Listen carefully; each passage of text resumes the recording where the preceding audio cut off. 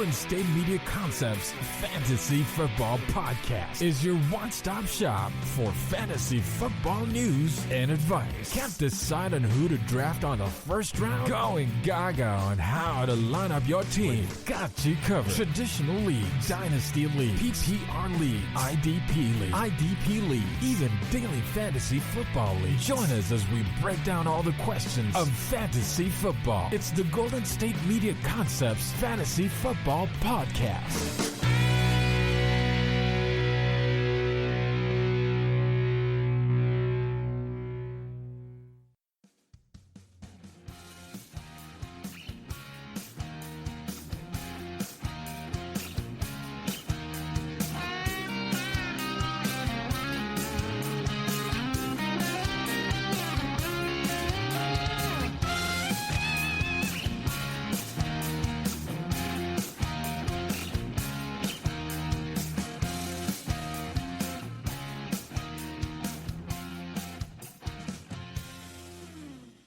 And welcome to another edition of the GSMC Fantasy Football Podcast, brought to you by the GSMC Podcast Network. I'm your host, Kenneth Gruenfelder, and we got a great show for you today. So for today's show, in the first segment, we're going to rank the wide receiver groups for each division in the NFC. Then we're going to talk about Julio Jones and the possible destinations where he can possibly end up, because he's been in the news lately, and it seems like the Falcons want to trade him. So I'm going to talk about the teams that will affect his fantasy value, and talk about, how they would impact other players on the teams that he could possibly go to as well. Then in the third segment, we'll be doing our final draft analysis, where we'll be covering the AFC North. And then I will close out the show by doing the top 10 wide receivers that I think will be the top 10 wide receivers in fantasy in 2021. So with that, let's get right into the first segment.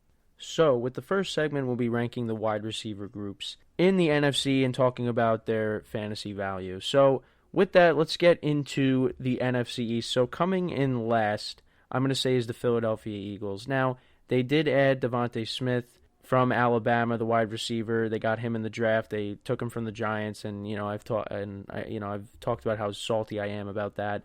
I was hoping the Giants were going to get him. It looked like the Giants were going to get him, and then the Eagles just swooped in and took him away from us. Thanks to the Cowboys, which is really weird, very odd. I still don't understand why the Cowboys and the Eagles wanted to do business together, and do this trade in the draft. They're two division rivals. I guess because they wanted to mess with another division rival, which was the Giants. But yeah, Devontae Smith is easily going to be the top wide receiver in Philadelphia. Like I've talked about the past couple of shows, that, a lot of people are talking about his size and how that's going to impact him going into this season, now being in the NFL.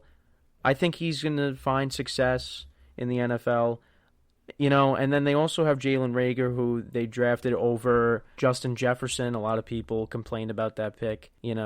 Jalen Reagor really didn't have a strong first season in the NFL, and people are looking for him to bounce back, particularly the Eagles, obviously, because they put a lot of stock in drafting him. They also have Travis Fulgham, who, for a couple of games was a star for the Eagles, last year in fantasy.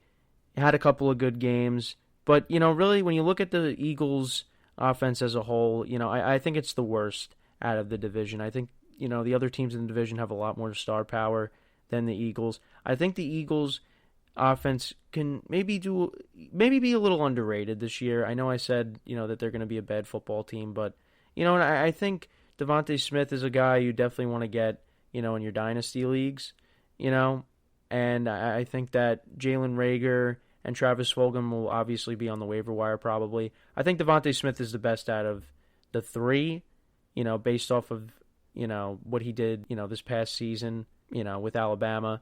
So, like I said, looking at the Eagles' position groups as a whole, I just think that, they're the weakest out of every team in the division. And I think Devontae Smith is probably the guy that's going to be taken in a lot of drafts. Outside of that, I think Travis Fulgham and Jalen Reagor, like I said, are probably going to be on the waiver wire like they were last year. But we'll see what happens. I mean, Jalen Hurts is now the quarterback moving forward. At least that's what we think as of right now. And, maybe the Eagles' offense is going to do better than people expect. But we'll have to wait and see. I think for the most part, though, Devontae Smith is going to be a guy that's going to be taken in a lot of drafts just because of what he did with Alabama last year. So we'll have to wait and see. So that's kind of where I see the Eagles' wide receiver groups in the NFC East and why I think they're last. I think they have the potential to do well. I think, Jalen Reagor dealt with injuries last year. Travis Fulgham, he was a nice story for a couple of games. And now you add Devontae Smith, who, is probably going to be the number one wide receiver. The position group as a whole, it maybe can be better than last year. Now Alshon Jeffrey, Deshaun Jackson are both gone. Now we got the young guys coming in and stepping up. So let's see what they can do with Jalen Hurts at quarterback. But needless to say, I have them last in the division. I'm not very high on their fantasy value. I think the person that has the best fantasy value, like I talked about, was Devontae Smith. And I think the other two guys are going to be waiver wire pickups. So now moving on to the next team in the division that I think is number 3 is the Washington football team.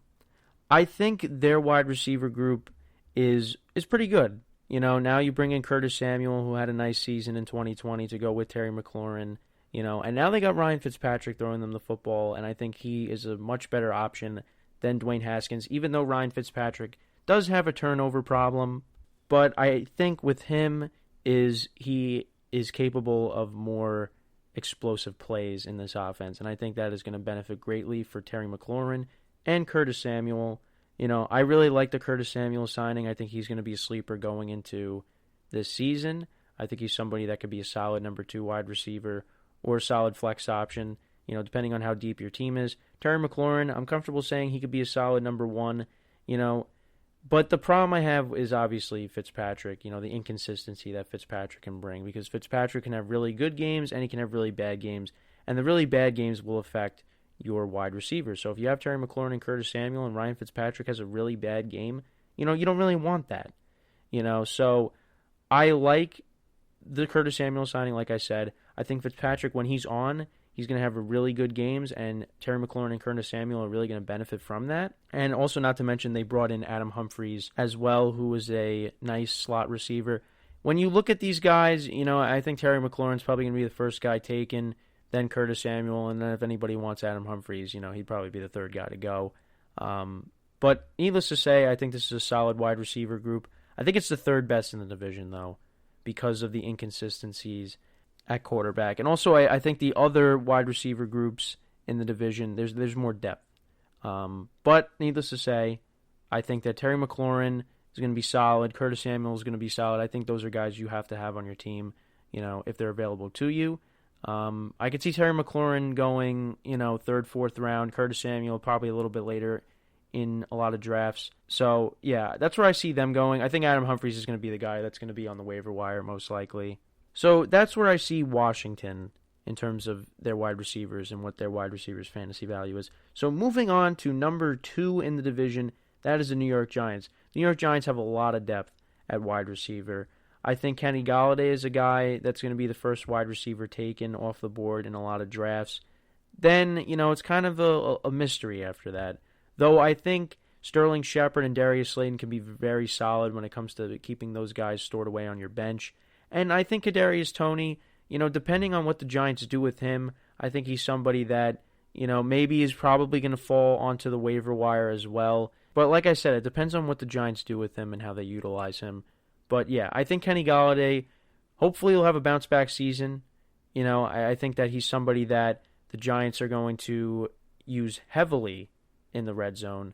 He's going to be a guy that's going to be targeted a lot in the red zone. He's going to be going up for those 50-50 balls. I don't know if I want to say he's going to be a solid number 1 wide receiver when it comes to fantasy, because of the injuries. I think he's going to be productive and he's going to have a bounce-back season. Though I don't want to say he's going to be a guy that I'd be comfortable having as my number 1 wide receiver in fantasy. I think he definitely is a solid number 2 wide receiver. He might be a sleeper this year, depending on, how he falls in a lot of people's drafts. I got to see how he falls in the drafts that I do, because if he's sitting there, in the later rounds, I want to take him, because I think he's going to have a good season. Again, it all hinders on the quarterback. I think Daniel Jones is going to have a good season, but we have to wait and see on that.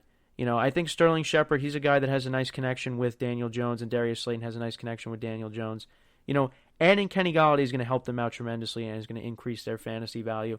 Not necessarily to starter status, but guys that you could store away on your bench because, bye weeks are going to happen and, depending on what the Giants matchup is that week, you might feel comfortable starting one of those two guys. So I have them at number 2 in the NFC East, and I would probably rank it.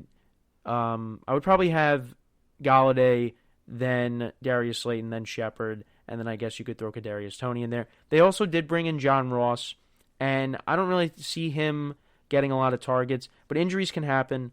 So, I think he's a guy that's going to be on the waiver wire. But, yeah, I think the 3 guys that are probably going to get drafted from the Giants in terms of their wide receivers, obviously, is Golladay, Shepard, and Darius Slayton. So, Giants at number 2 in the NFC East. Then moving on, you got the Dallas Cowboys at number 1. I think they easily have the best wide receivers in terms of fantasy value. I think Amari Cooper is the best wide receiver when it comes to fantasy in this division as of right now. I think when Dak is healthy and Amari Cooper doesn't lay those goose eggs that he does sometimes when he gets shut down, I think he's the best wide receiver in terms of fantasy in the division.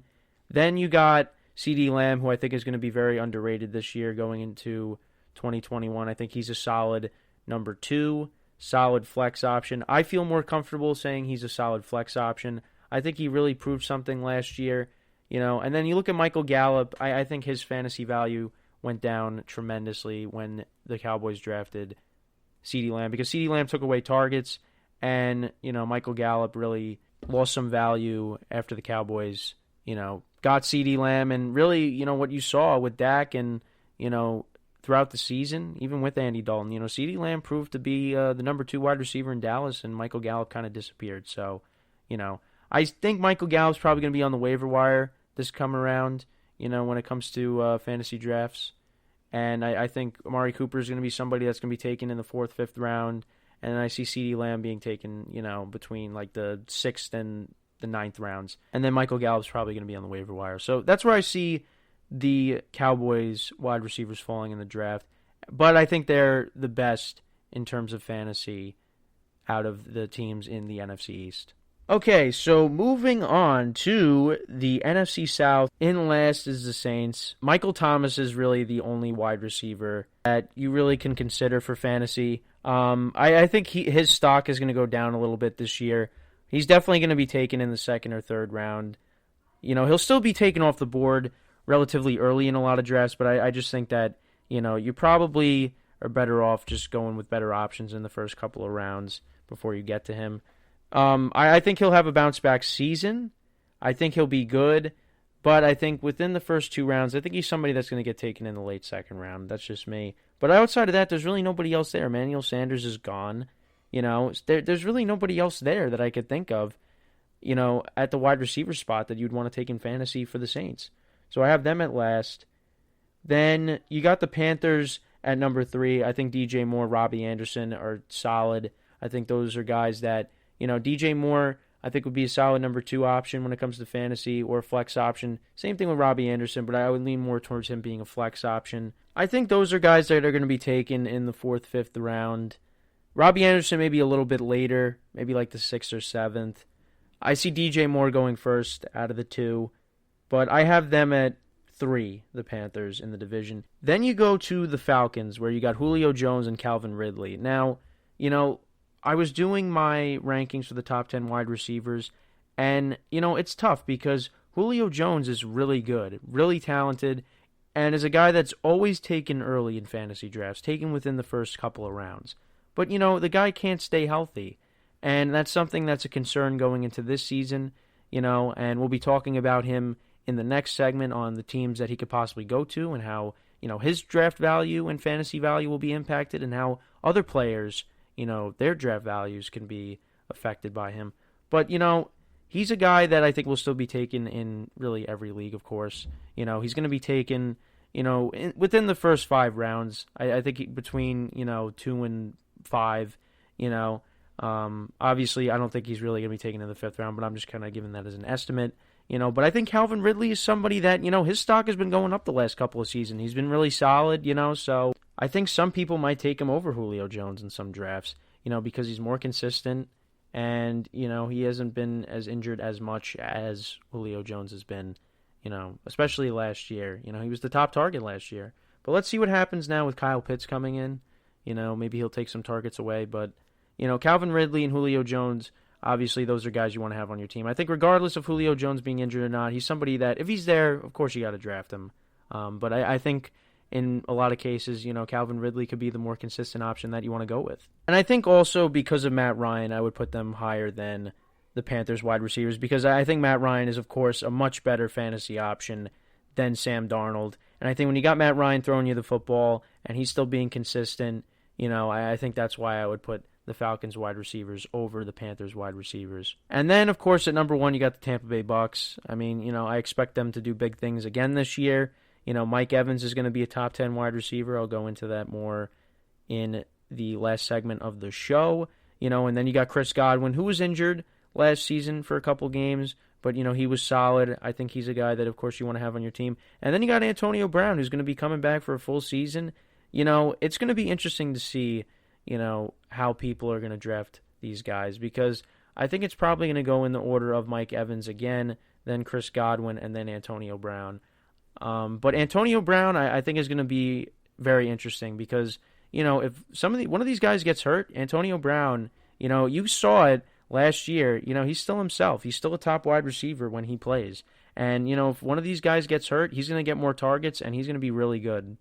But like I said, I'd probably see it going Mike Evans, Chris Godwin, and then Antonio Brown in a lot of drafts. And you got Tom Brady throwing you the football, and if he's healthy and he's protected, the Bucs, they're going to have another great season. And because of that, their wide receivers are going to be really good in fantasy. Now, moving on, you got the NFC North. Coming in last is the Lions, just because I don't really know what to expect from the Lions. They brought in Tyrell Williams. They drafted a wide receiver. I believe Brashad Perriman is there as well. It's the weakest out of, all the wide receiver groups in this division. And I don't really expect a lot from the Lions offense this year. I'm hoping for Jared Goff's sake that he does well because I'm pulling for Jared Goff after what the Rams did, So let's see what happens, but I don't really expect a lot from the Lions. I don't think anybody's going to draft anybody from the Lions in terms of their wide receivers. And then moving on, you got the Bears. It's going to be interesting to see depending on who starts at quarterback. Of course, I think Allen Robinson is going to be taken in a lot of drafts. And then you got Darnell Mooney and Anthony Miller. I don't really expect them to be drafted in a lot of leagues. They're probably going to be on the waiver wire, but Allen Robinson definitely is going to be taken in a lot of leagues, probably going to be taken between the 3rd and 4th round. So I got them there. Then in the Packers, surprisingly I have them at 2 just because I think Devontae Adams really is the only person that I would probably draft. I think everybody else, there's question marks. And also because we don't know what the status is with Aaron Rodgers. But I think Devontae Adams is really the only wide receiver that I feel comfortable drafting going into this fantasy season. And I have the Vikings at number 1 just because they have Adam Thielen and Justin Jefferson. They have 2 wide receivers that I feel confident in drafting as opposed to the Packers where they really only have Devontae Adams as, their only fantasy option. That's how I did the rankings when it came to that division. But of course, Devontae Adams, I think, is the top wide receiver. I just think that when you look at the Vikings, you have Justin Jefferson and Adam Thielen. You don't just have one wide receiver on the team that's really a viable fantasy option, but you have 2. When they're healthy, of course. And I expect big things from Justin Jefferson in year 2. And Kirk Cousins, listen, I have, my, issues with him. But, I think he's a solid quarterback, and I think that he's going to have another solid season. I think the Vikings as a whole are going to be a solid team again. And because of that, I think Adam Thielen and Justin Jefferson, they're going to be solid going into this season. And then finally, the NFC West. I got the 49ers in last. There's a lot of question marks at quarterback. That's kind of why I put them in last. And just because, Deebo Samuel and Ayuk, they were banged up last year. They're going to be good, though. I just think this division, though, is really deep with wide receivers. And I just feel like out of every wide receiver group in this division, I'd probably put them in last. But they are good, and I think you should have them on your teams. I think Ayuk is going to be a sleeper this year. I think he's going to be a really solid flex option. I think Deebo can be a solid flex option as well. I would definitely want to have these guys on my teams, but I think just because of the division that they're in, I think I would put them in last. Then I would have the Seahawks in 3rd with Tyler Lockett and DK Metcalf. I think DK Metcalf could be a top 10 wide receiver this year in fantasy, and we'll probably see him in one of my lists later on in the show. And, I think Tyler Lockett, he's a solid number 2 flex option, but he's very inconsistent at times. He had that 45-point performance against the Cardinals, and then, he would lay a goose egg or something. He's very inconsistent. DK Metcalf could be inconsistent too, but I think this could be the year that DK Metcalf, this could be his best year. And I think he could be a solid wide receiver 1. I think I'd feel more confident having him as a wide receiver 2, but, it depends on how you look at these wide receivers going into your drafts. So I would have the Seahawks at 3. Then the Cardinals, I would have them at 2 just because of DeAndre Hopkins. I think that he's going to have double-digit touchdowns this year. He did kind of regress in terms of fantasy production a little bit, particularly with the touchdowns, but I think in year 2 with Kyler Murray, he's going to be a lot better. I've said that a lot on the show. So I'd probably put them at number 2. And then at number 1, I would have the Rams, just because now Matthew Stafford comes in to pair up with Robert Woods and Cooper Kupp. I think they're going to benefit from that greatly. And I think those guys, they're solid fantasy options year in and year out when they're healthy. And now I think Matthew Stafford is, of course, an upgrade over Jared Goff. They should have productive seasons, so I have the Rams wide receiver groups in terms of fantasy value at number 1. They're probably going to be taken in the 3rd, 4th rounds as well. So yeah, those are my wide receiver rankings for every division in the NFC. So on the next show, I'll be doing them for the AFC. So with that, we're going to take a quick break. When we come back, we're going to talk about Julio Jones and the possible destinations that he can end up in before the season starts and how it'll impact his fantasy value and how it'll impact the fantasy value of players that are on the teams that he could possibly go to. So stick around. We'll be right back here on the GSMC Fantasy Football Podcast. Are you looking for the very best NFL and college football podcast? Then check out the GSMC Football Podcast. Get the latest football news both on and off the field. From the NFL Draft to trades to the rumor mill to the NFL Combines, they got you covered. That's GSMCpodcast.com/football-podcast. Get updates on college rivalries, game day insights, and much, much more. It's football talk the way you want it. This show eats, sleeps, and breathes football. Don't forget to like them on Facebook and follow them on Twitter. Visit GSMCpodcast.com for more info.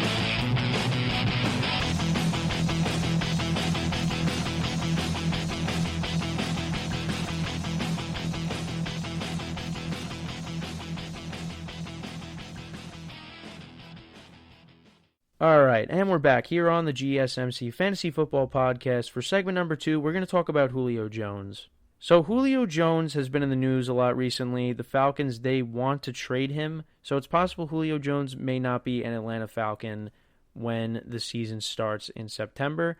And there's a lot of teams that are very interested and have reached out to the Falcons and to see, how they can work out a deal and what they would have to give up to get him. So looking at what Julio Jones did in 2020, he only had 771 receiving yards, 3 touchdowns, only played in 9 games, had 95.1 fantasy points. And looking at the games where he did good in was Week 1 against Seattle, had 157 receiving yards, had 15.7 fantasy points in that contest. His best game came against the Vikings. He had 8 receptions, 137 yards, and 2 touchdowns in that contest, 25.7 fantasy points.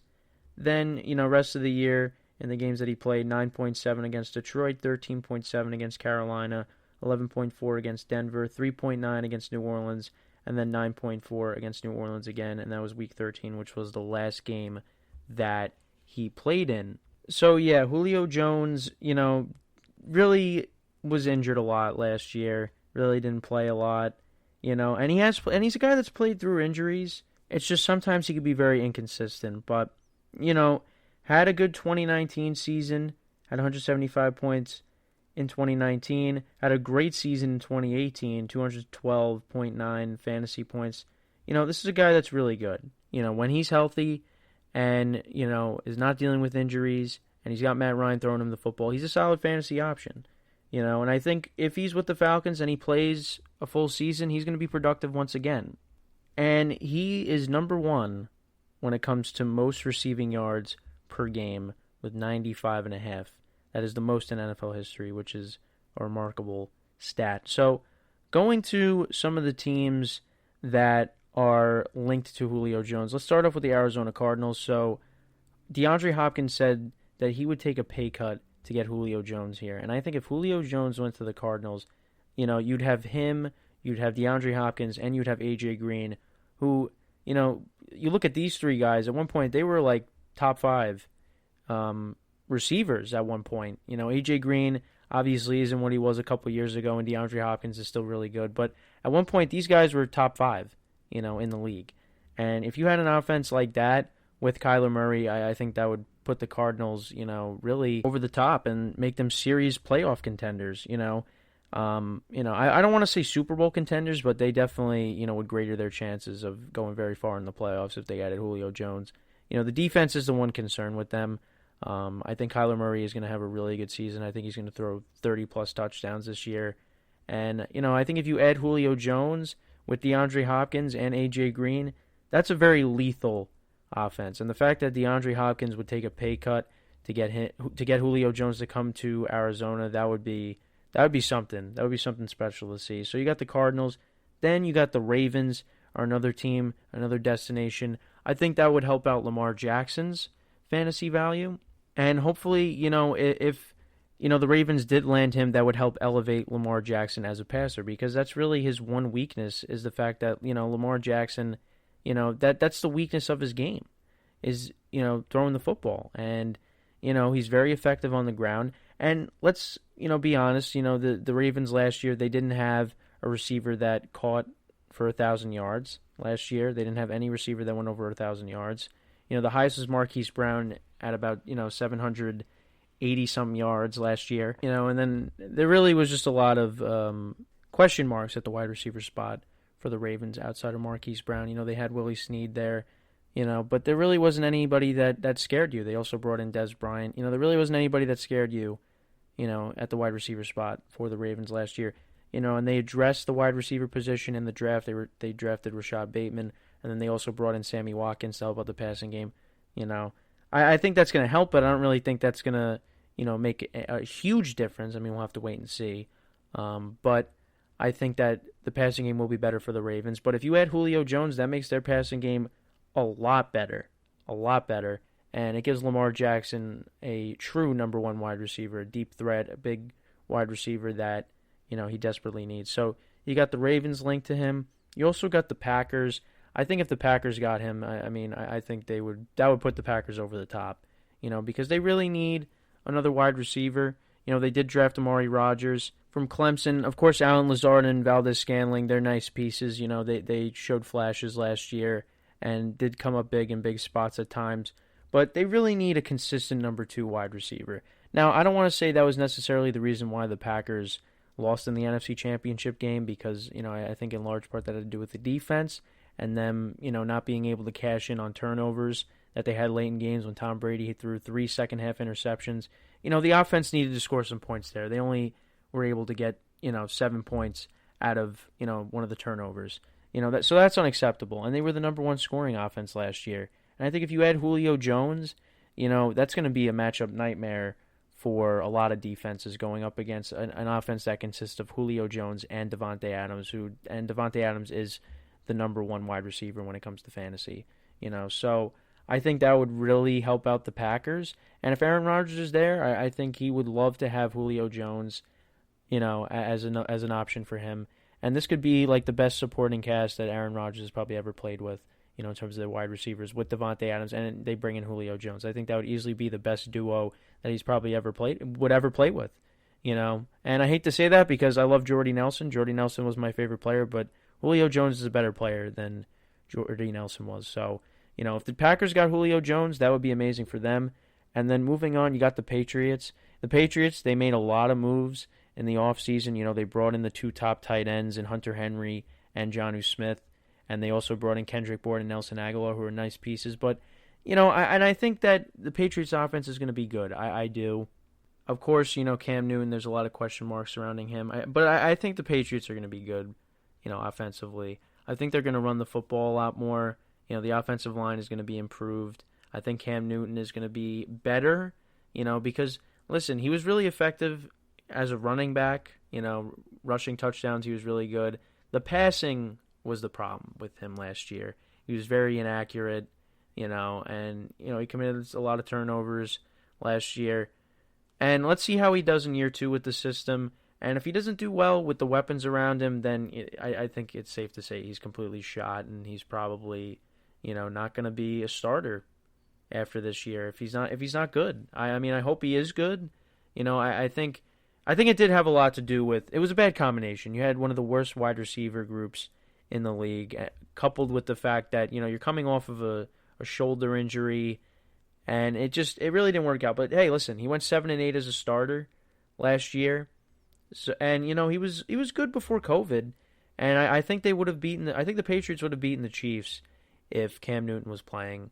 The Patriots really, what held them back was the quarterback position, and I think Cam's going to have a better season. But needless to say, when you look at the positions that they upgraded at, they had to do that. However, I think with the wide receivers, they still are missing the Patriots. They're still missing a solid number 1 wide receiver. I don't know if Nelson Aguilar is capable of being that number 1 wide receiver. I think he's going to be good. I think him and Kendrick Bourne, they would be a lot better as a number 2, number 3 wide receiver. And I think that if Julio Jones came in and was that number 1 wide receiver, that offense would be really good with those 2 tight ends. I think the tight ends are must-haves for fantasy. More so Jonnu Smith. I feel like, I don't know, I feel like I have more confidence in Jonnu Smith than I do in Hunter Henry.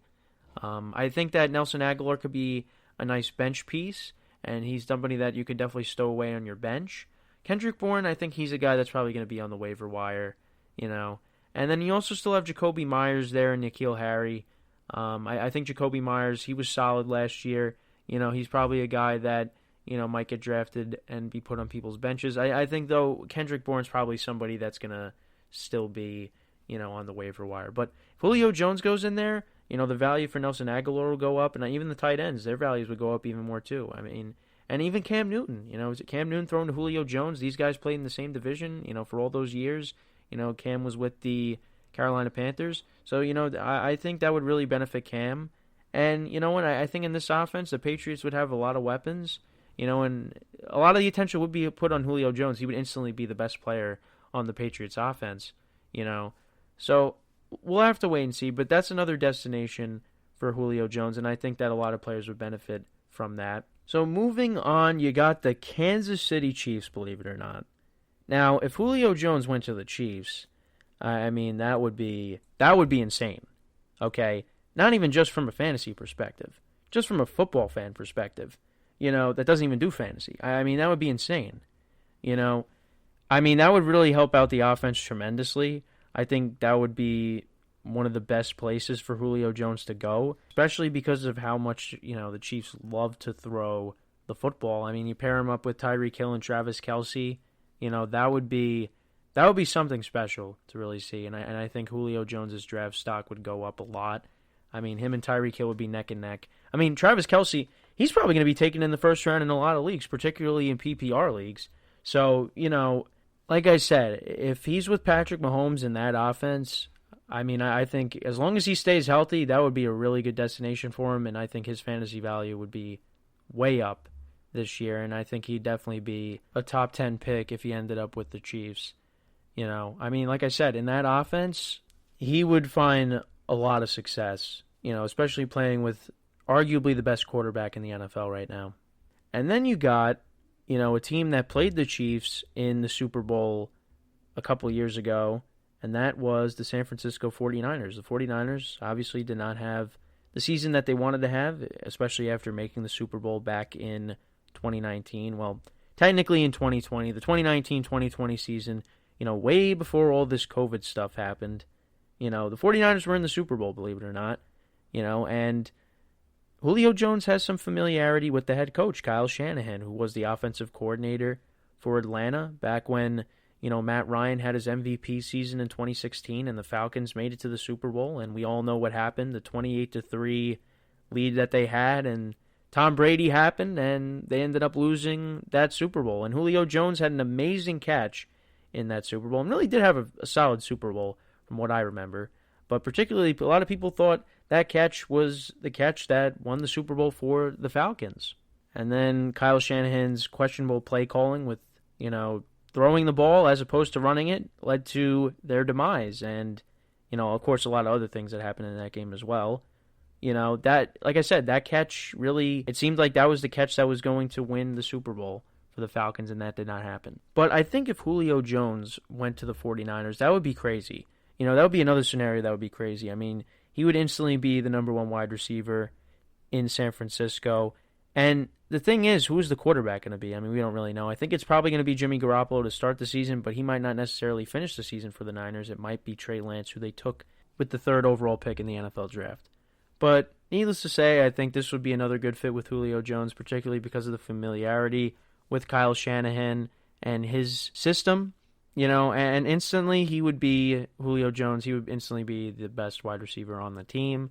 And I think you pair him up with George Kittle, I mean, that would be a heck of an offense, and I think that would really help out Julio Jones's fantasy value if he indeed ended up with the 49ers. Moving on to another team is the Tennessee Titans. Now, this I think would be another good fit for them. I think the Titans, they've been a pretty good offense the past couple of seasons, particularly when they made the switch from Marcus Mariota to Ryan Tannehill. Tannehill's been a really solid quarterback the past couple of seasons. And, the Titans' offense has been really good, especially, because of Derrick Henry and Tannehill being the quarterback. And A.J. Brown has emerged as a top wide receiver in this league. And I think if Julio Jones went there, that would really help this offense out a lot. The Titans, outside of A.J. Brown, they don't have any other wide receivers. They did lose Corey Davis to the Jets, and Adam Humphries is now a member of the Washington football team. So, the Titans don't have a lot of wide receivers outside of A.J. Brown, and they did lose Jonnu Smith in the offseason as well. So, they're kind of lacking at the skill position spots, when it comes to wide receivers and tight ends. So they need weapons, and I think Julio Jones coming in and being a wide receiver on that team, that would help out a lot. That would help out A.J. Brown. And, this is a team that loves to throw the football, and, when you got one of the best running backs in the league in Derrick Henry, I think this offense could be, top 5 if they got Julio Jones. As long as Julio Jones stayed healthy, And like I said, it would help out A.J. Brown a lot. It would give, defenses nightmares, going up against an offense that has these two wide receivers with Ryan Tannehill throwing them the football. So this would be another nice fit for Julio Jones. I don't think it would be as good as going to San Francisco or the Chiefs, but I think it's definitely up there as one of the best places Julio Jones could end up. Next is the Chargers. Now, the Chargers, they have Keenan Allen and Mike Williams. I think if Julio Jones went to the Chargers, that would be a nice fit as well. I mean, Justin Herbert would have so many wide receivers to choose from every week throwing the football to. I mean, Keenan Allen had a very nice 2020 season with Herbert throwing on the football. Mike Williams, when he's healthy, is a nice wide receiver. And then, you throw Julio Jones in there. I mean, that's a really good offense. That's another great offense on paper. And Herbert is, I think is going to be a top 2 fantasy QB, top 3 fantasy QB, whatever I said in my rankings from a couple of shows ago. And if you add Julio Jones to that team, I mean, that offense would be insane. And of course Julio Jones has to stay healthy as well. But still, I mean, that would be insane having Julio Jones with the Chargers. I mean, Herbert would have the potential of throwing 50 touchdowns, if you got Julio Jones on your team, So that's another spot that I could definitely see Julio Jones benefiting from.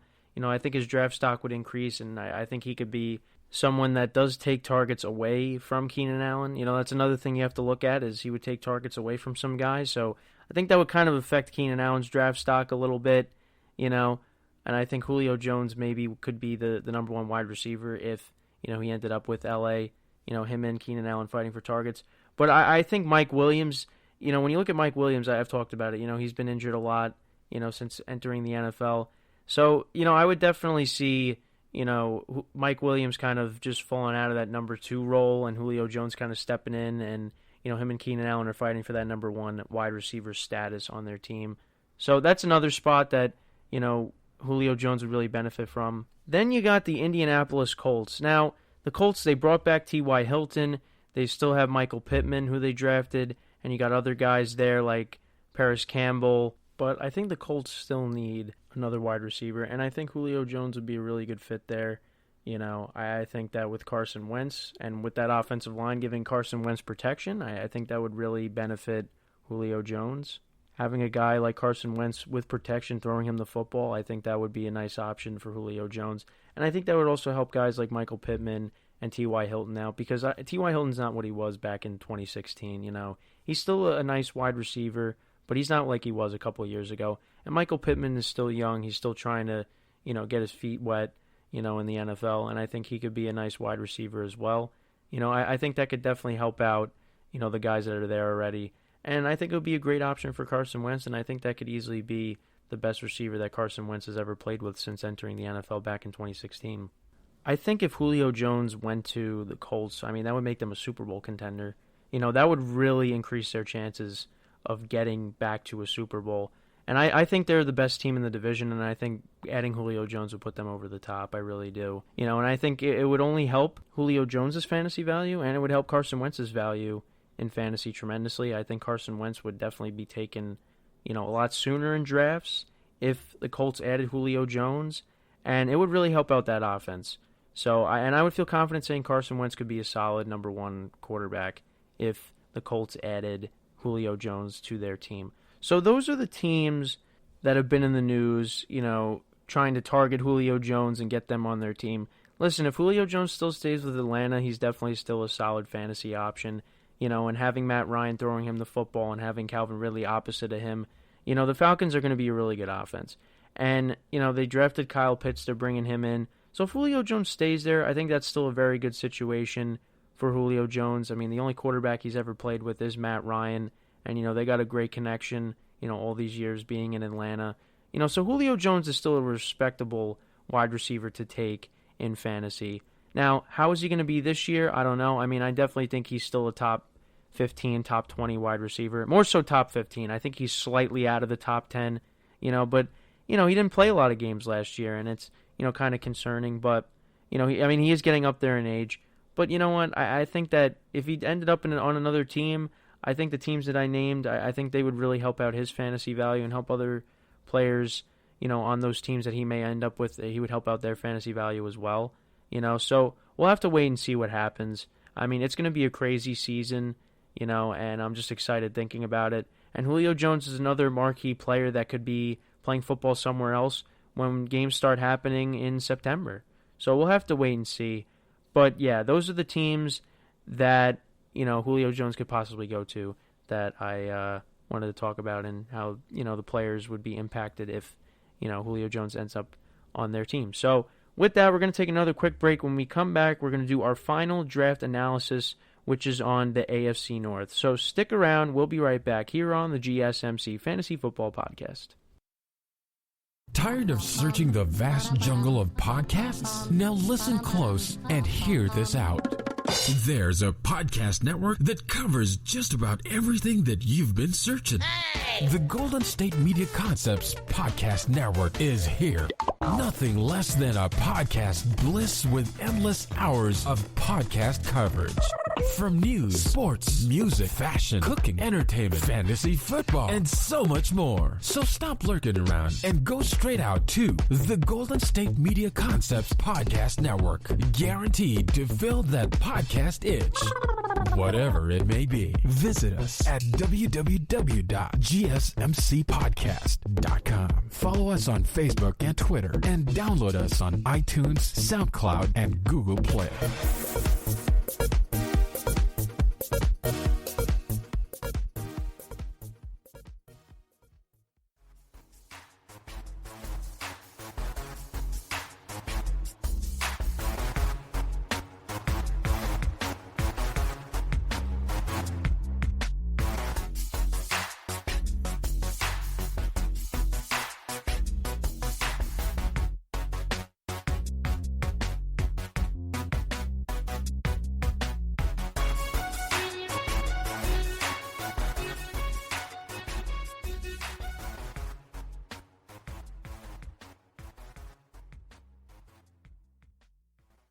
All right, and we're back here on the GSMC Fantasy Football Podcast for segment number 3. We're going to do our final draft analysis, and that will be on the AFC North. So let's get right into it. So I'm going to do what I've been doing basically the whole time with these. I'm going to go from the last place team and then work my way up until I get to the team that finished in first place. So starting off is the Cincinnati Bengals, who finished in last place in the division last year. So you got players like Joe Burrow, Joe Mixon, Jamar Chase, and T. Higgins. Those are the players that I think, you want to consider drafting for your fantasy leagues. And let's kind of go into more depth on these players by talking about their stats and other stuff that I have to say about these players. So first, talking about Joe Burrow, in 10 games last year, he passed for 2,688 yards, had 13 touchdowns, 5 interceptions, and had 173.72 fantasy points, and averaged 17.4 fantasy points per game. And looking at his individual game stats, you got him having 16.32 points against the Chargers. He had 24.54 against the Browns in Week 2. He had 20.38 against the Eagles in Week 3. 15.1 against Jacksonville in Week 4.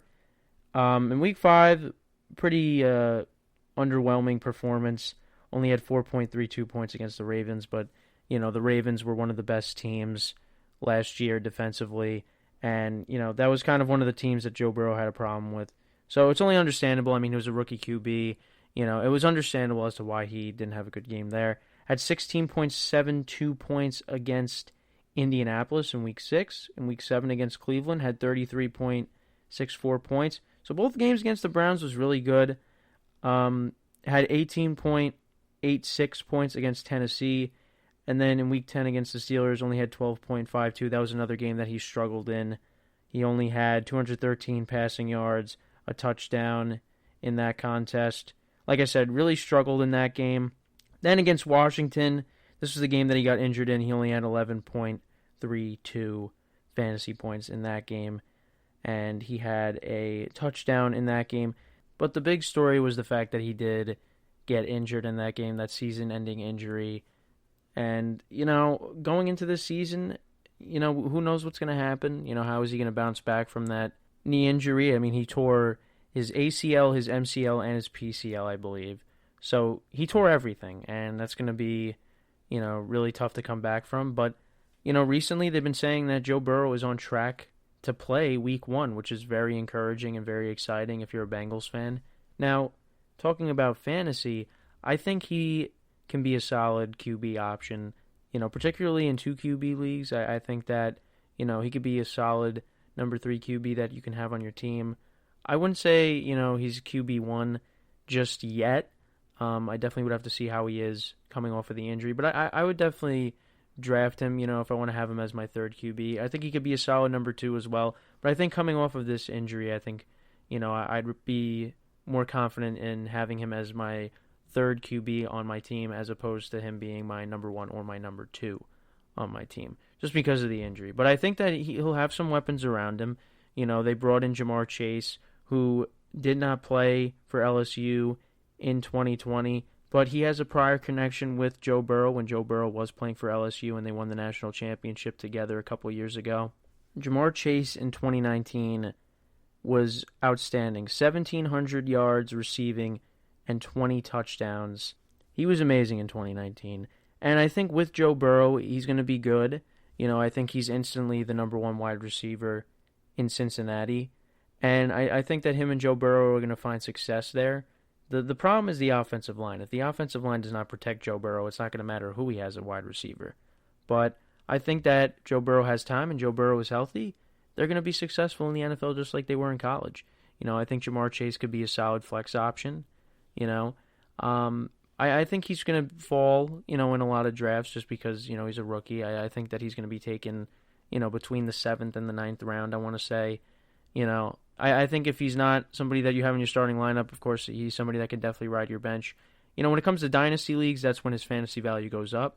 But overall, I think that in terms of regular leagues, Jamar Chase is probably somebody that, like I said, is going to be taken in the later rounds, depending on how deep your league is. And I think he's somebody that could be a solid flex option if, Joe Burrow is healthy and he's got time to throw the football. And then also another guy that could fall into the same category as Jamar Chase is T. Higgins. He had 127.6 fantasy points last year, had 908 receiving yards and 6 touchdowns. Some of his good games came against Philadelphia. He had 16 points in that game, had 12.7 against Indianapolis in Week 6. He had 125 receiving yards in that game. Against Cleveland, he had 13.8 fantasy points. Against the Steelers, he had 15.5, and he had a touchdown in that contest. That was in Week 10. And he had 10.4 against the Giants in Week 12. He did have some good games last year. And I think he kind of falls in a similar category as Jamar Chase. Definitely could be a flex option or a guy that really can ride your bench and fill out your roster for depth purposes. I think Jamar Chase is going to be a little bit better than T. Higgins, but that's just me. But yeah, in terms of receivers on the Bengals, I think those are two guys that you want to maybe possibly get on your team for depth purposes. And then looking at Joe Mixon as the last player on the Bengals that I think you should consider getting. He only played in 6 games last year, only had 78.6 fantasy points, had 13.1 fantasy points per game. That's what he averaged. His best game came against Jacksonville in Week 4. He had 25 carries for 151 yards, 2 touchdowns, and he had 36 points in that contest. And then he got injured against Indianapolis in Week 6. He had 12.9 points in that game, and he had a touchdown in that contest. So, yeah, he didn't play in a lot of games, but I think, like I talked about with the top running backs, the list that I did the other day, Joe Mixon kind of, I think between him and David Montgomery, they're kind of fighting for that number 10 spot. I think Joe Mixon's going to be really good. He should have a bounce-back season. Again, all depends on the offensive line. I think he could be a solid number 1 running back, though for me, I'd feel more comfortable if he's a number 2 on my team, but I think a lot of people are going to draft him as their number 1 running back. So those are kind of the players on the Bengals that I would probably consider drafting, and they probably go in the order of Mixon, Burrow, Chase, and Higgins. I think that's probably the order they would probably go in. So now moving on to the next team in the division that finished in 3rd place, and they made the playoffs for the first time in a long time, and that is the Cleveland Browns. They got a lot of players on their team that I think you should definitely want to get. Baker Mayfield is one, Nick Chubb, Kareem Hunt, Odell Beckham Jr., Jarvis Landry, and Austin Hooper. Now, Austin Hooper, I kind of just wanted to put there just because, the tight end, like I talk about, the tight end positions is very thin, and, maybe he's a guy you want to have on your team in case you're desperate for a tight end. So, kind of going through the guys on this team. So, Baker Mayfield last year, I think that was probably easily his best season so far in the NFL. He had the highest amount of fantasy points that he had since entering the league back in 2018. He had 247 fantasy points, averaged 15.5 fantasy points per game, had 26 touchdowns to 8 interceptions, and he played in all 16 games, and he threw for 3,500 yards, which is really good. And some of his best games, he had 29 points against the Bengals in Week 7. He had 28 points against the Titans in Week 13. He had 30 points against the Ravens in Week 14. And he had 20 points against the Giants in Week 15. So, he did have a very solid season. There were a couple of bad games in there. Week 1 against the Ravens, he only had 9.86 fantasy points. Against Vegas in Week 8, he only had 7.78 points in that game. In Week 10, he only had 5.38 points. And against Philadelphia in Week 11, he only had 7.06 points. And then against the Jets, he only had 8 points in Week 16. But that was because the Browns were missing all their wide receivers. So, he didn't have some bad games, but he also had some really good games as well. So a little bit inconsistent there. But I think Baker, I think Baker could be a solid number 1 quarterback, for your fantasy team. I think if he's not a number 1, he's definitely a number 2. I think that's probably where most people would feel comfortable with, is drafting him as a number 2 quarterback on your team. For a 2 QB league, I definitely would love to have him as my number 2, just because there's so many weapons around him. Like year 2 in this system now with Kevin Stefanski, I think that he's going to be even better. The offensive line was top 3 in the NFL last year, according to Pro Football Focus. So I just think with the combination of all that, Baker is going to be really good, and I think his fantasy stock is going to be up this year. So I think if you're looking for a QB, I think he's somebody you should definitely take into consideration. I think Nick Chubb is a top 5 running back in fantasy this year. And I think it's hard to say that because of Kareem Hunt, and them having to split carries. But, I think if Nick Chubb played in all 16 games last year, he would have had the most fantasy points he's had since entering the league back in 2018. 2019, he had 219.2 fantasy points in 16 games. In 2020, in only 12 games, he had 191.7 fantasy points. And if he played in every game, he would have had more than what he had in 2019. I think that's safe to say that. And he averaged 16 fantasy points per game. And some of his best games, Week 2 against the Bengals, 25.3 points against Washington in Week 3, 23 points, 18.6 against Houston in Week 10, 23.6 against Jacksonville in Week 12, 22.3 points against the Ravens in Week 14, 16.8 points against the Steelers in Week 17. A lot of great games, for Nick Chubb. And he was very consistent. That's the one thing that I think makes Nick Chubb very valuable, is that he's very consistent. He really doesn't have any bad games, and I think that as long as he stays healthy, he's going to be really good. And I think if you have a top 5 pick, I think you should definitely consider taking Nick Chubb. So moving on to Kareem Hunt, I think Kareem Hunt is a solid number 2 running back or a solid flex option. He had 180 fantasy points last year, played in all 16 games. He had 841 rushing yards and 6 rushing touchdowns, and he had 5 receiving touchdowns. So he had 11 total touchdowns last year. And some of his best games came in Week 2 against Cincinnati. He had 22.1 fantasy points. He had 12.4 against Washington in Week 3. He had 19.1 against Dallas in Week 4. 15.3 against Indianapolis in Week 5. 16.2 against the Bengals in Week 7. 13.2 against Houston in Week 10. 23 against the Ravens in Week 14. And 11.2 against the Jets in Week 16. So he was really nice filling in for Nick Chubb while Nick Chubb was out.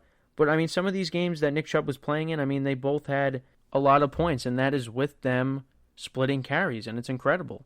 They're able to make it work in Cleveland, which is incredible. I wouldn't be surprised, if I'm drafting and I have Chubb on my team and Kareem Hunt's there, I would take him as a number 2 running back. It's just because how the Browns are able to evenly split time between Kareem Hunt and Nick Chubb. It's incredible how they're able to do that. So, if you have the option to have both Brown running backs in your starting lineup, do it. You wouldn't be going wrong by doing that. Then at wide receiver, Odell Beckham Jr. I think is somebody that, you could definitely draft. I think he'd be a solid number 2, flex option. He hasn't really panned out in Cleveland so far. He's shown flashes, but really hasn't done much. And he's also coming back from an ACL injury, so it's going to be tough. But I think he's still somebody you got to have on your team if he's there. He could definitely ride your bench even. I think he's going to be productive, at some level of capacity. If he does play, he could even be traded and go somewhere else, which could very well happen. To be fair, the Browns really did take off once Beckham did get hurt. They looked like a different team after he got injured. And it's not a knock on him, it's just that's what happened, So, I think as long as Beckham is still a Brown, I think you can still take him, but I think people are not going to be as high on him as they have been in years past. Then you got Jarvis Landry, a guy that, I think could ride your bench, could be inconsistent at times. He had 115 points last year for the Browns. Really didn't have any amazing games. His best game came against Jacksonville. He caught 8 balls for 143 yards and a touchdown, had 20.3 points in that contest. But other than that, really didn't do anything that wowed you. So, I think he's still somebody that you could possibly have on your bench. But, again, I think like Beckham, not a lot of people are going to be high on him as in years past. So he's probably going to be a waiver wire pickup during the year for the most part. But I still think he's somebody you could consider drafting, to be on your bench, depending on how deep your leagues are. And then I have Austin Hooper. Only had 67.5 fantasy points last year, averaged 5.2 points. But I think you'll take that at the tight end spot just because of how thin the tight end spot is. So, I would consider drafting Hooper, but, he could probably be a tight end too for your team. Again, if you're really desperate at tight end, he's an option. So then moving on to the Baltimore Ravens. So, of course, you have Lamar Jackson. Then after that, it's J.K. Dobbins, Mark Andrews, Marquise Brown. I think those are the guys that, you possibly want to get. I don't think people are going to be as high on Marquise Brown as they were first couple of seasons. He did have 125 fantasy points last year, played in 16 games. Really didn't have any games that wowed you. I mean, his best game came in Week 17 against the Bengals. He had 5 receptions, 41 yards, and 2 touchdowns in that contest.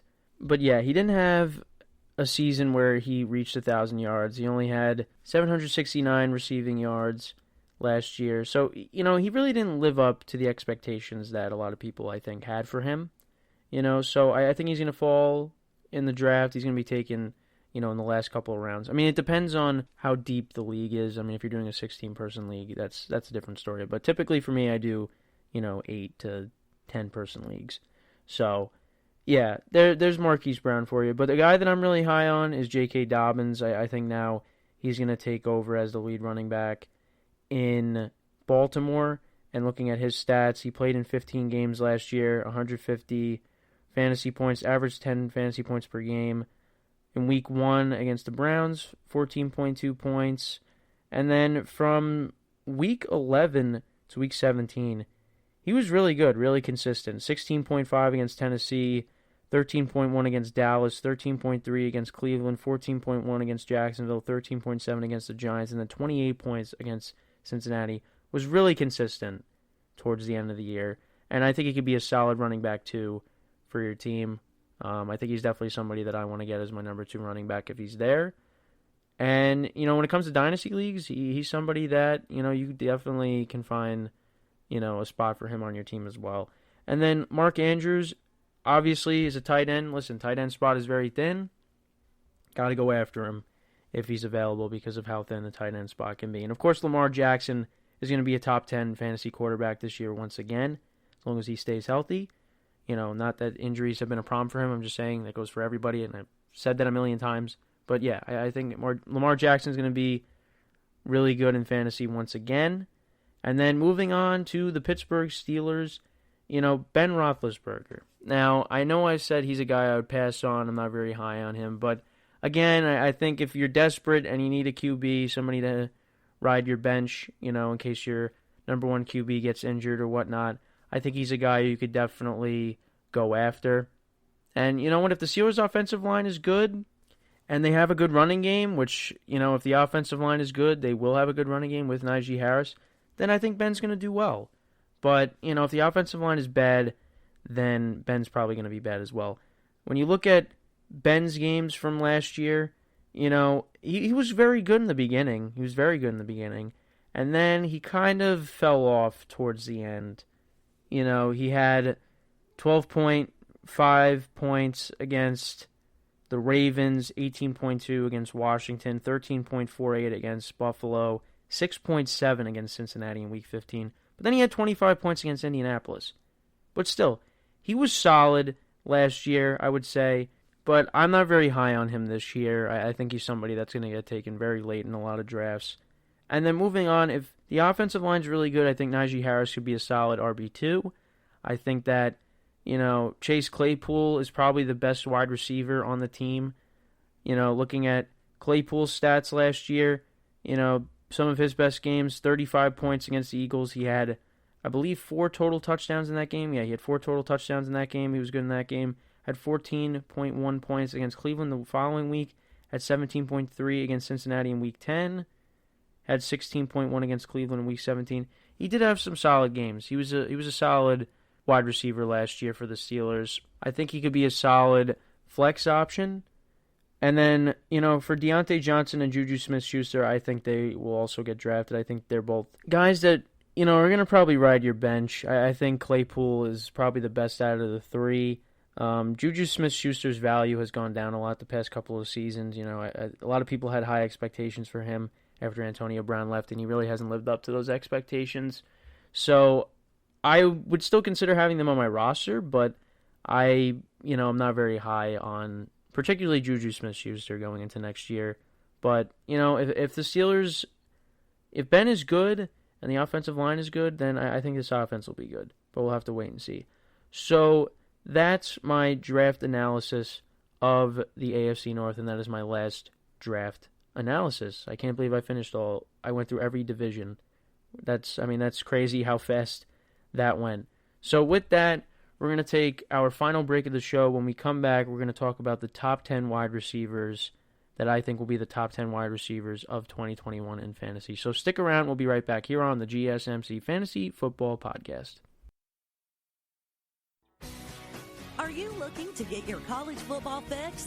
Looking to get the latest news on your favorite school's team? The GSMC College Football Podcast is your ticket to all things college football. Join us as we talk college football from the national championship, the college rivalries, the bowl game, to the Heisman Trophy. To which conference is the best? We've got you covered for the Big Ten, SEC, Big 12, the Pac-12, ACC, and everything in between. Download the GSMC College Football Podcast on iTunes, Stitcher, SoundCloud, Google Play, or anywhere you find podcasts. Just type GSMC in the search bar.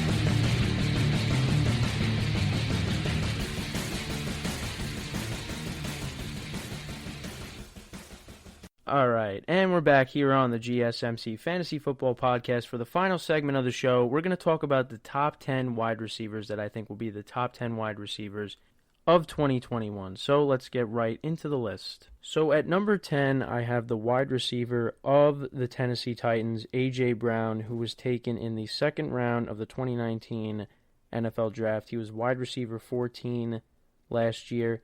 In 14 games that he played in, he had 1,075 yards, receiving 11 touchdowns, had 171 fantasy points, which he increased his total by a couple from the season before, which was his rookie season in 2019.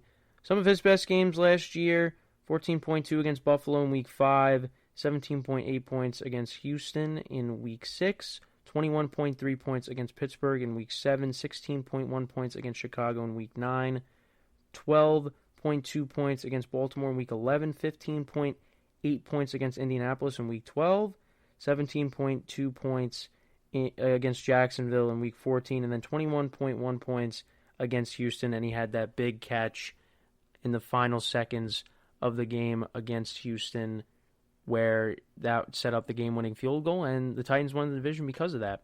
I think depending on how you construct your team, A.J. Brown definitely could be a solid number one wide receiver. And I think that, looking at the Titans, outside of A.J. Brown, they really don't have a lot of weapons. But I think he has improved each year. And, last year he was injured throughout the season, but he played through injury. And I think that, he's going to be really good once again going into this season. And he's going to be Ryan Tannehill's top weapon. And the Titans are really going to need him because, the wide receiver position for Tennessee is kind of lacking. So A.J. Brown at number 10. So at number 9, I have Julio Jones, the wide receiver for the Atlanta Falcons, and I talked about him, in my second segment. And, only played in 9 games last year. He was the 6th overall pick in the 2011 NFL Draft by the Falcons out of Alabama. And he was wide receiver 52 last year, but yeah, that's because he only played in 9 games, had 771 receiving yards, 3 touchdowns. I think he's going to be better this year. And no matter where he is, I think he's going to be better this year, and I think he's going to be top 10. Because Julio Jones, he can go off whenever. Look at the games that he did play in. He had 15.7 fantasy points against Seattle. He had 9 receptions for 157 yards in that contest. He had no touchdowns. But yeah, 15.7 fantasy points.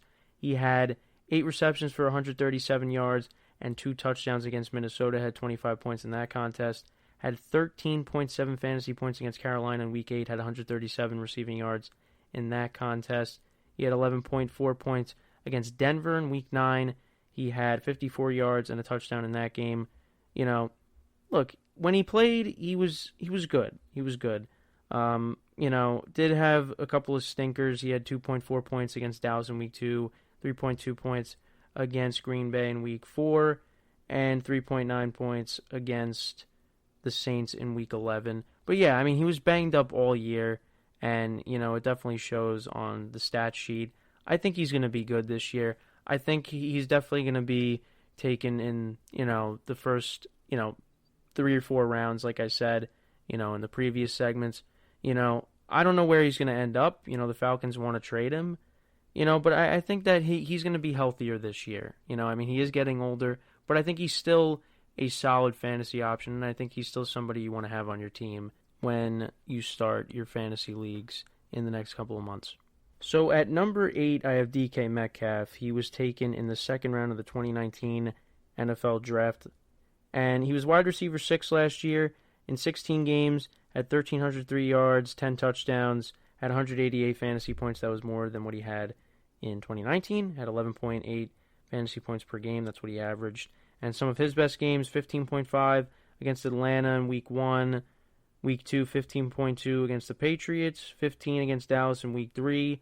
And he could have had another touchdown in that game if it wasn't for him, not realizing that the defensive back for Dallas was right behind him as he was trotting into the end zone and showboating, and then the ball got hit out of his hands, and it got called a touchback. So he could have had more points in that game, but, he was able to correct his mistakes there.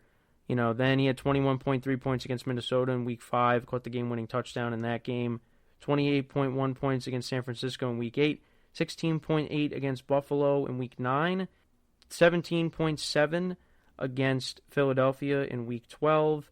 So yeah, those are some of his best games. I think he can be a number 1 wide receiver in a lot of fantasy leagues. I think he can.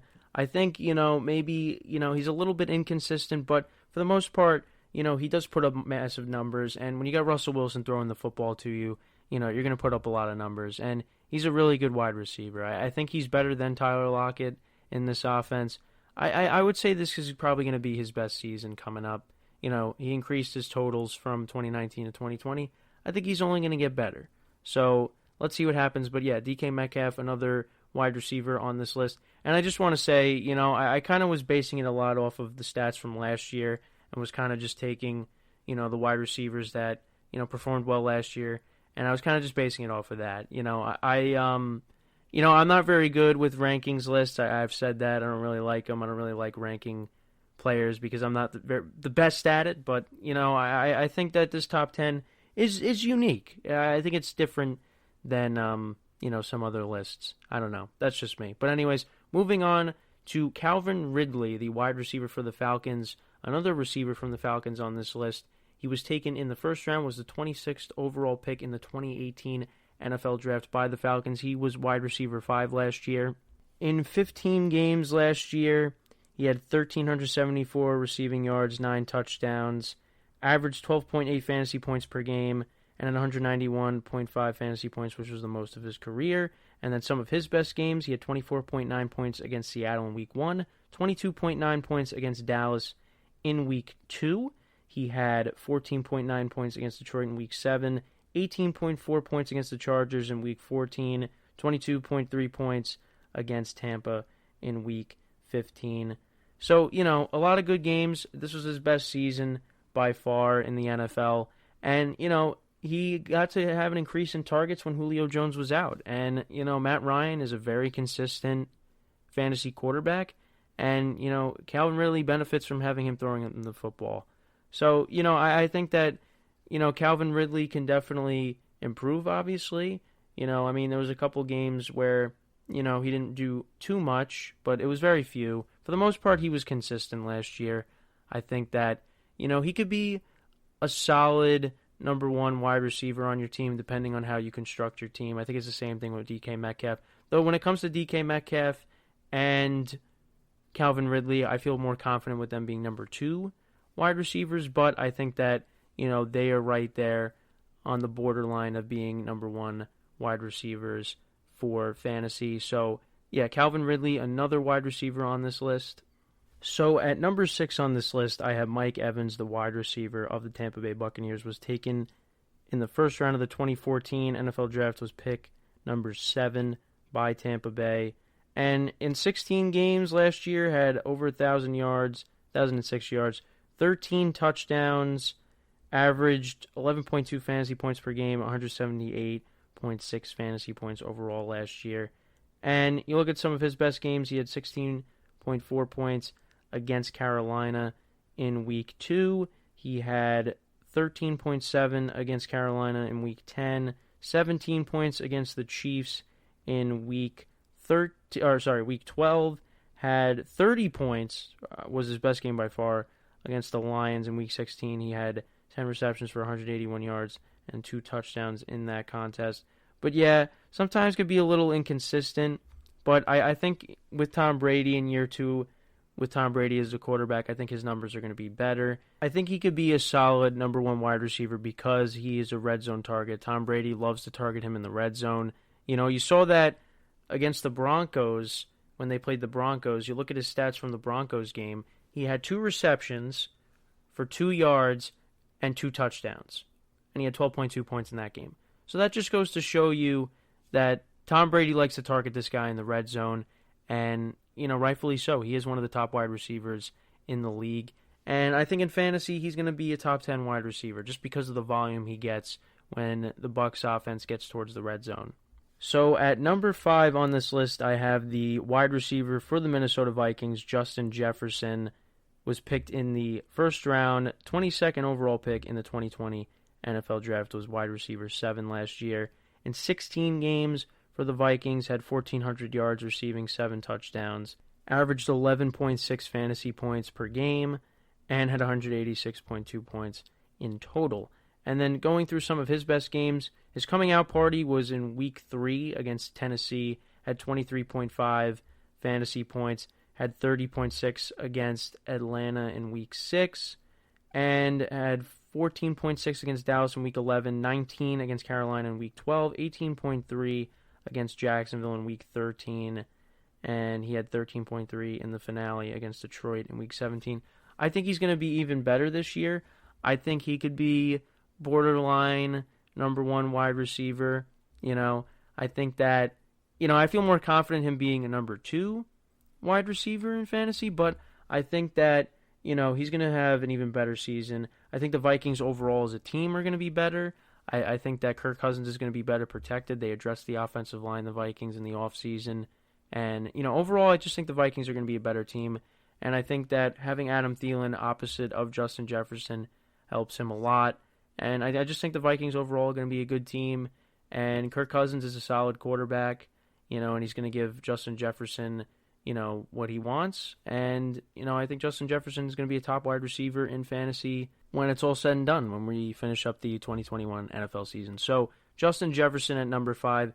Then at number 4, I got the wide receiver for the Arizona Cardinals, DeAndre Hopkins. He was taken in the first round of the 2013 NFL Draft by the Houston Texans. He's a popular player on this show. I always seem to mention DeAndre Hopkins in all my shows for some reason. I don't know. I'm just exaggerating, but I feel like I always talk about him. There's a lot of players I always talk about, but I feel like I always talk about him, so I got to bring up, you know, the trade, Bill O'Brien, you know, that whole thing. Still one of the worst trades in NFL history. I mean, that was just, like, what are you doing, you know, if you're Bill O'Brien, but whatever. Yeah, so DeAndre Hopkins in his first season with the Cardinals, he played in all 16 games, 1,400 yards receiving, only had 6 touchdowns on the year. I think he's going to increase that in 2021. I think he's going to have double-digit touchdowns as long as he stays healthy. He averaged 10.8 points per game in terms of fantasy, and then he had 172.8 fantasy points on the year. And then some of his best games, 15.1 against the 49ers in Week 1, 19.1 against the Jets in Week 5, 14.3 against Seattle in Week 7, 18.7 against Buffalo in Week 10, 21 points against Philadelphia in Week 15. And then the last 2 games really didn't do much. You know, you had Kyler Murray, he was banged up, and I think DeAndre Hopkins, he was a little banged up himself. So, you know, the Cardinals, they ended flat as a team, and it was really disappointing to see because I thought they were going to make the playoffs. I was very shocked when they didn't. But I think this year the Cardinals are going to break through and make the playoffs. I think it's a wild card team. But I think DeAndre Hopkins is going to have a great season this year. I think he's a guy that, of course you want to have him. I have confidence in him, being a number one wide receiver, and I feel like with Kyler Murray, Kyler Murray's going to have a better season, arguably his best season, could possibly win the MVP. And, DeAndre Hopkins, I think, is going to have double-digit touchdowns, like I said. And I think that, he's going to be even better. In terms of touchdowns, I don't know if he's going to, eclipse 1,400 yards receiving. That's kind of hard to do, though he did, eclipse 1,500 yards twice in his career. But we'll see what happens with that. But I expect him to get an uptick in touchdowns, and I expect him to be even better in year 2 in Arizona. So I have him at number 4. Then at number 3, you got Tyreek Hill. He was taken in the 5th round of the 2016 NFL Draft. He'll be entering his 6th season in the NFL with the Kansas City Chiefs. And he played in 15 games last year. Obviously, he was one of the guys that sat out in Week 17 when the Chargers came to Arrowhead because the Chiefs wanted to rest their guys. And he had 1,276 receiving yards. He had 15 receiving touchdowns, which was a career high. And he averaged 16.1 fantasy points per game.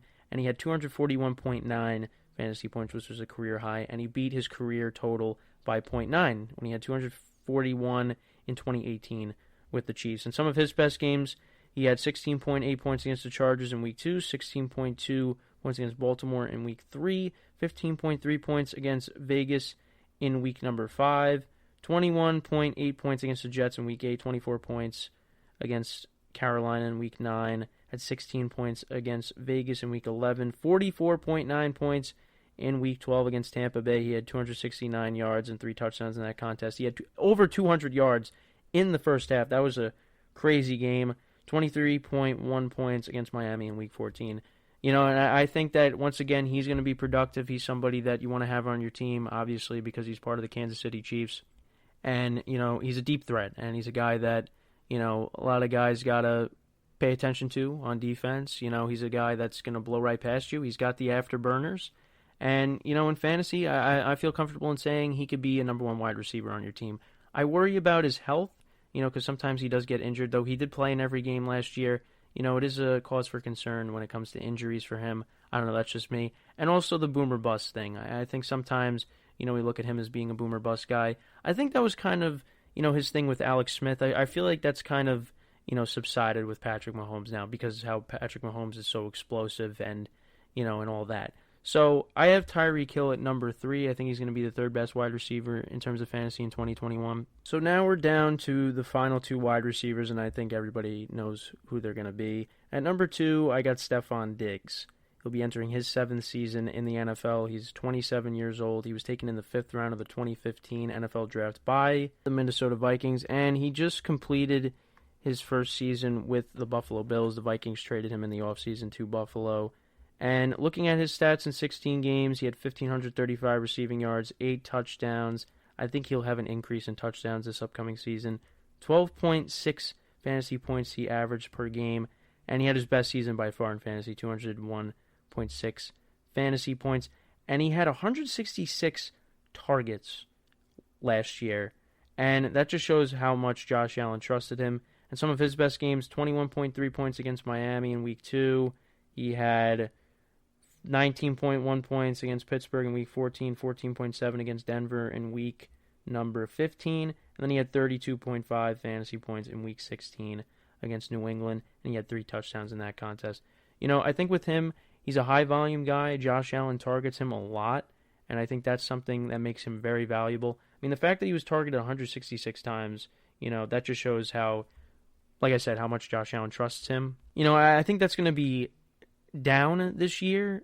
I mean, that's obviously going to be lower, I think, this year than it was as opposed to last year. Though I do think he's going to have double-digit touchdowns this year. Again, if he stays healthy. I'm not saying he's injury-prone or anything like that. I'm just saying, like I always say, as long as he stays healthy, because, you never know what's going to happen. But, it was very good in 2020, and I expect him to be even better with Josh Allen in year 2. And I think he's going to go in the first round. I said it a couple weeks ago or whatever, and I was saying that, he might actually be taken in the first round in a lot of leagues. I think he is going to get taken in the first round in a lot of leagues. I think he's going to be the 2nd wide receiver taken off the board, and rightfully so. I think it's because of how much Josh Allen targets him, and really the kind of season that he had, this is a good spot for him to land in. And like I said, I expect him to be even better, in terms of touchdowns in 2021. So moving on, finally, of course, number one is Davante Adams. Now, we don't know what's going to happen with Aaron Rodgers. If Aaron Rodgers ends up leaving, then I think, his value goes down a little bit. But I think if Aaron Rodgers does play, he's the best wide receiver in fantasy. I mean, looking at his numbers, in only 14 games last year, 1,374 receiving yards, 18 touchdowns, 243.4 fantasy points, the most of his career. Some of his best games, 27.6 points against the Vikings, 31.6 against Houston in Week 7, 23.3 in back-to-back weeks against Minnesota and San Francisco, 16.6 against Indianapolis in Week 11, 24.1 points against Philadelphia in Week 13, 17.5 fantasy points against Detroit in Week 14, and 32.2 points against Tennessee in Week 16. He had 3 touchdowns in that contest. I think if Aaron Rodgers is the quarterback for Green Bay, I think Davante Adams is easily the best wide receiver in the NFL and in fantasy in 2021. I think there's no ifs, ands, or buts about it. I think he'll be the first wide receiver taken off the board in most leagues as long as Aaron Rodgers is the quarterback, and we'll see what happens, So, yeah, those are my top 10 wide receivers that I think will be the top 10 wide receivers in fantasy in 2021. So with that is all the time that we have for today. I thank you for listening. Make sure to subscribe to our various social media accounts and write a nice review on our website. We will greatly appreciate it. And yeah, that's all the time we got. So I'm Kenneth Grunfelder signing off from the GSMC Fantasy Football Podcast, brought to you by the GSMC Podcast Network, saying have a good day, and we will see you next time. You've been listening to the Golden State Media Concepts Fantasy Football Podcast, part of the Golden State Media Concepts Podcast Network. You can find this show and others like it at www.gsmcpodcast.com. Download our podcast on iTunes, Stitcher, SoundCloud, and Google Play. Just type in GSMC to find all the shows from the Golden State Media Concepts Podcast Network. From movies to music, from sports to entertainment, and even weird news. You can also follow us on Twitter and on Facebook. Thank you, and we hope you have enjoyed today's program.